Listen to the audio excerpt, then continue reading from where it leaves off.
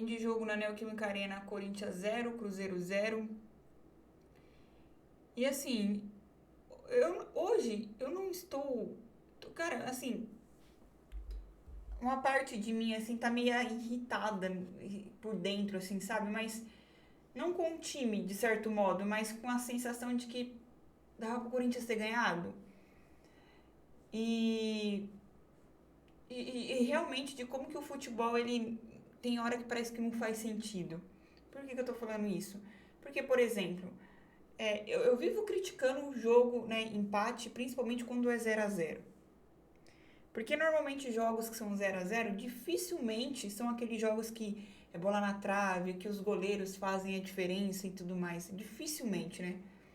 Então acaba sendo aquele jogo xoxo, aquele jogo de dar sono.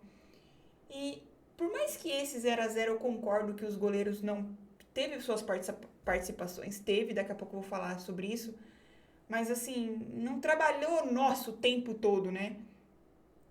Mas eu não acho que foi um jogo ruim, cara, de assistir. Não acho, de verdade. Comparado, por exemplo, com o próprio Corinthians contra o Ceará. Que foi um jogo que o Corinthians venceu, mas foi um jogo horrível de você assistir, que, cara, que sangrava os olhos. Mas o Corinthians venceu aquele jogo. Agora, esse em específico, vamos tentar entender qual era a situação. O Corinthians vinha de uma derrota um dos nossos rivais, né, do São Paulo, e de uma, não só de uma derrota, mas de uma derrota vergonhosa pela postura do time em campo. E aí simplesmente a gente tem o líder do Campeonato Cruzeiro dentro da Neoquímica Arena. E devido aos jogos anteriores do Corinthians, a gente fica com aquela sensação, meu Deus, como que vai ser esse jogo? Vai ser difícil, provavelmente o Corinthians vai ser amassado se continuar jogando dessa forma. Os caras com a nhaca que estão não vão conseguir entregar absolutamente nada, mas não foi assim. Eu acho que assim, o time do Corinthians, nesse jogo em específico, competiu. Eu acho de verdade que o Corinthians competiu. Eu não saio, tipo, frustrada no sentido de querer criticar os jogadores o tempo todo nesse jogo. Claro que eu tenho minhas críticas pontuais a um jogador ou outro ali, que daqui a pouco eu vou falar, mas assim, de modo geral, eu acho que o time competiu. Não se mostrou ser um time apático, igual foi contra o São Paulo. Não se mostrou ser um time que não queria brigar pela bola o tempo todo. Eu acho que foi um time que competiu mesmo, que não deixou o Cruzeiro jogar tipo, não deixou o Cruzeiro se sentir em casa, vamos dizer assim, né? O Corinthians não deu a bola pro Cruzeiro, falou assim, mano, e a gente vai só se defender. Não, cara, acho que foi um time que competiu. As duas equipes, eu acho que foram duas equipes que trabalharam bem a bola no sentido de ficarem com a bola o tempo que era necessário ali e os passes, erraram um pouco os passes. E isso eu tô comparando o Corinthians que a gente tava vendo nos últimos jogos, tá, gente? Eu sei que errou passes e tudo mais, mas no sentido de que eu acho que mais acertaram do que erraram. E aí a gente tinha momentos que o Cruzeiro crescia um pouco no jogo, mas daqui a pouco aí o jogo equilibrava, aí o Corinthians crescia no jogo e o Cruzeiro não conseguia mais atacar.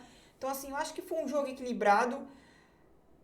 Porém, quero falar primeiramente sobre as chances de gol, né?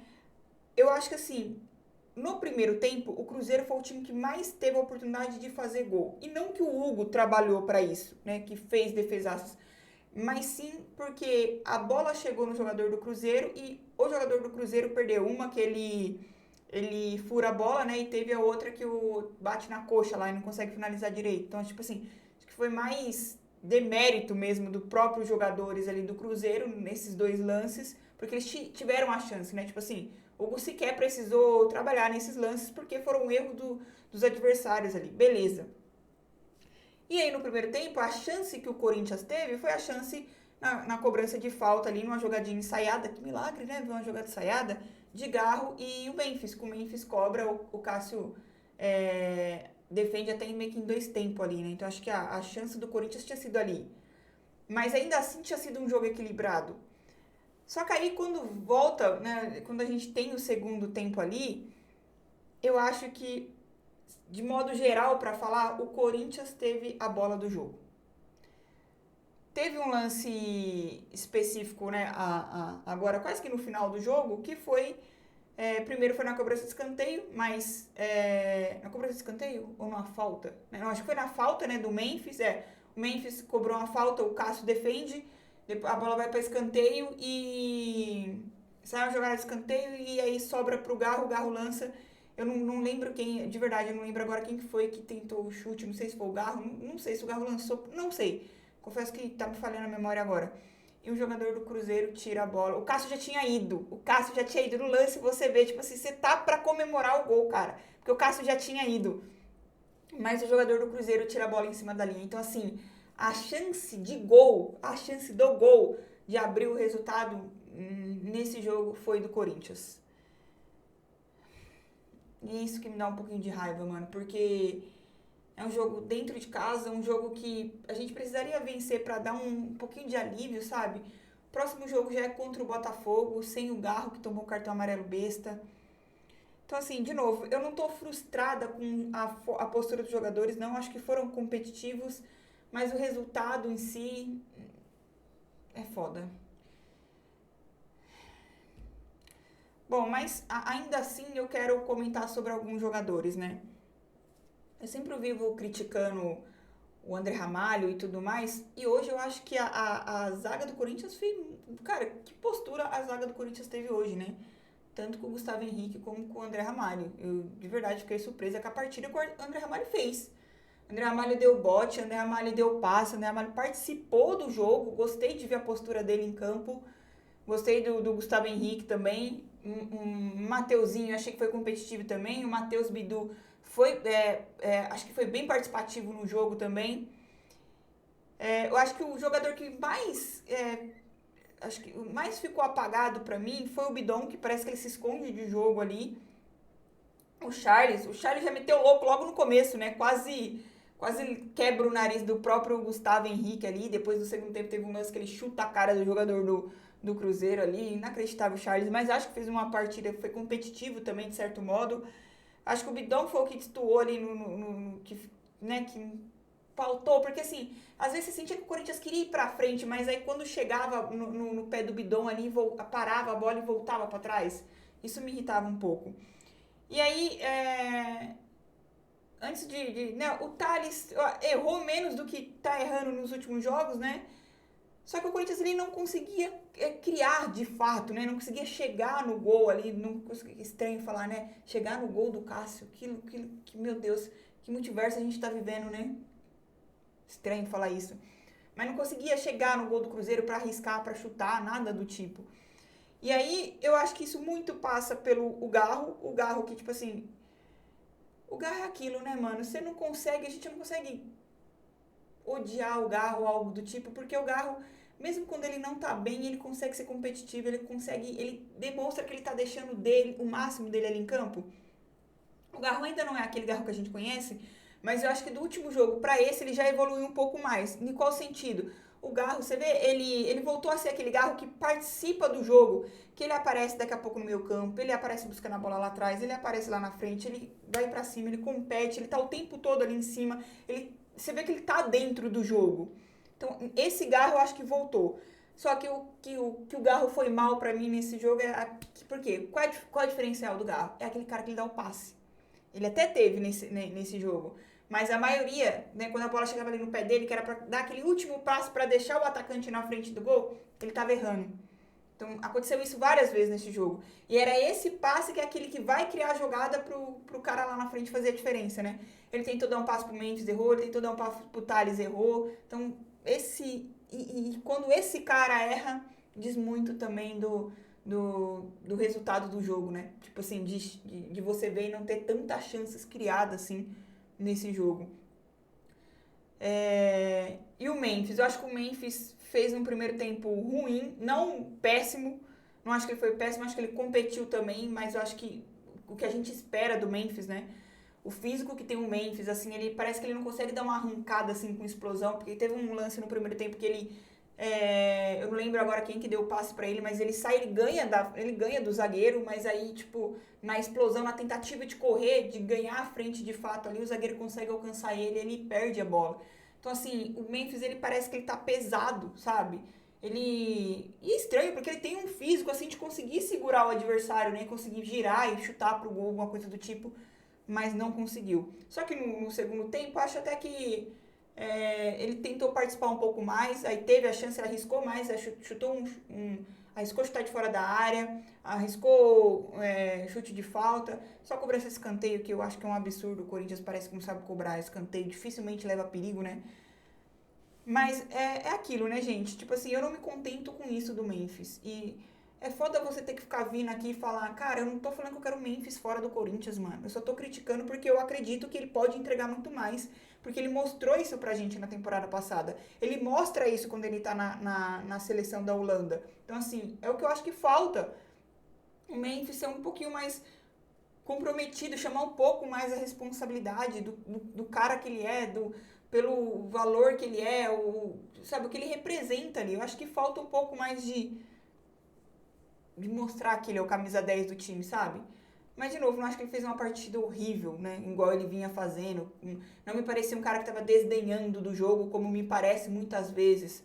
Nesse jogo, não. Mas é pouco, ainda é pouco, falta. Quem mais que eu posso comentar? Depois entrou o Romero, né? Eu acho, sabe, esse jogo, cara, eu acho que eu fiquei com a sensação de que se tivesse o Yuri Alberto, o resultado poderia ter sido outro. Né, que o Yuri, eu acho que é justamente isso. Eu acho que esse jogo faltou um cara de velocidade. E era o Yuri Alberto, né? Esse era aquele jogo que o Yuri Alberto faria a diferença. Porque poderia, tá, eu ter o Yuri e a gente não ganhar do mesmo jeito, mas assim, aquele cara de velocidade, né? Que você sabe que ele vai arrancar, ele vai ganhar a frente, e aí se ele vai fazer o gol não é outra história, ele pode muito bem perder, que a gente conhece também como é o Yuri Alberto, mas que ganhar velocidade ele conseguiria, né? Fazer o facão que ele sempre faz ali.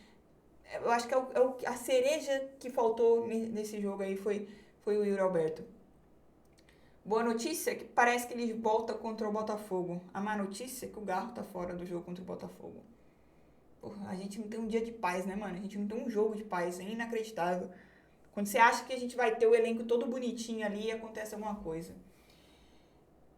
O outro jogador que eu queria falar em específico é o Carrijo. Eu gosto muito do Carrijo, mas eu acho que o Carrijo é outro jogador que tá devendo, né? É outro jogador que ele tá longe de ser aquele cara que a gente tá acostumado também. O Carrijo normalmente era aquele jogador que, tipo assim, a bola chegava no pé dele, ele é um jogador lento. Mas ele é um lento que sabe trabalhar a bola, sabe proteger a bola. Então, assim, ele pegava a bola, colocava o pé na bola ali, vinha jogadores tentar roubar, a gente ficava com aquela sensação, meu, toca, porque senão você vai perder. Mas não, ele conseguia proteger bem a bola. Protegia a bola, analisava e dava o passe. Esse era o Carrijo e é o Carrijo que a gente conhece. Só que agora ele tá longe de ser esse cara, ele tá mais lento, tipo assim, ele tá um lento, só que sem a qualidade. Eu não quero julgar aqui, eu não quero fazer conjecturas nem nada do tipo, mas se eu pudesse apostar, já que estão falando aí de caras que tá indo na balada, me parece, né? Eu acho, pelo amor de Deus, gente, é só achismo. Se eu pudesse dar um palpite, eu diria que o Carrijo tá entre eles aí, né? Eu posso citar outros também, mas falam que são jogadores que estão solteiros e tudo mais, eu chutaria no Carrijo, porque não é possível, mano. Qualidade ele já mostrou que tem. Ele tem um bom passe, ele sabe jogar, mas ele parece realmente que ele tá, sabe, uma nhaca, assim. Tipo, sabe quando você tá de ressaca? Por isso que eu chutaria que é o Carrijo, né? Porque ele não é de longe o Carrijo que a gente conhece também, né? O Carrijo da temporada passada, por exemplo, também. Então, não sei, né? E a gente sabe também que o Carrijo é meio festeiro, né? A gente já percebeu isso. Mas, de novo, não tenho certeza de nada. É só um chute, só um palpite meu. Não quero queimar jogador, não. E eu acho que é isso, né, gente? Bom, cara, fica... Eu acho que assim... Eu acho que, de verdade, acho que o Dorival fez o que poderia fazer nesse jogo. Na hora que ele coloca o Charles ali, eu fiquei um pouquinho assim, mas eu acho que era. Se não era o Charles, ia ser quem? O Rian? Pode ser. O Raniel, ele não estava entregando, a gente viu isso nos últimos jogos. Acho que ele fez isso, aí no segundo tempo ele tentou. Ele arriscou um pouco mais, né? Quando ele coloca o Kaique ali, acaba tirando o Bidon, né? Então, tipo assim, no momento ele chega a arriscar. Esse jogo eu realmente não consigo colocar a culpa no Dorival em absolutamente nada, porque Acho que ele fez o que tinha que fazer, mas também na hora que ele olha no banco não tem muitas opções, né? Pra tentar realmente mudar a história do jogo. Mas eu ainda fico com aquela sensação, de novo, pelo amor de Deus, eu não, nunca vou torcer pro Corinthians perder simplesmente porque eu quero que um treinador vá embora, que o cara caia. Até porque isso não é certeza de nada, né? Se o Corinthians perdesse hoje, eu não tinha absolutamente certeza nenhuma de que o Dorival iria cair. Mas, de novo, né? É aquela sensação de que você olha pra ele ali, olha Dorival e Corinthians tão junto ali, aí você fica. É, uma hora esse namoro vai acabar. A questão é quando, né? Você faz apostas ali. Ah, vai durar um mês, vai durar dois, mas ninguém arrisca que vai durar um ano, né? Ninguém arrisca que vai dar certo esse casamento.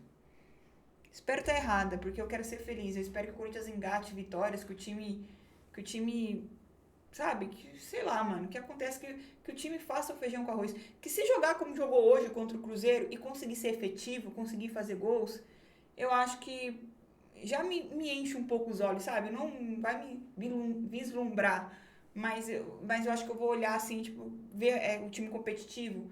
Eu acho que aí daria pra ganhar jogos, né? E você almejar outras coisas aí no campeonato. Porque nos últimos jogos tava terrível, né? Enfim, mas vamos ver se vai perdurar isso daí, né? Se foi só contra o Cruzeiro ou se contra o Botafogo vai ser diferente. Foi só um jogo, né? Mas é isso, não vai ter react, né? Porque 0x0, não tem grande coisa pra colocar. Peço pra você que não é inscrito, se inscreva, deixa o seu like. Se você quiser e puder fortalecer com o Pix ou Valeu, é muito bem-vindo. É nóis, respeita as minas e vai Corinthians. E o Cássio, hein, gente? Tá fininho, hein? Né? Quando tava no Corinthians, agora tá fininho.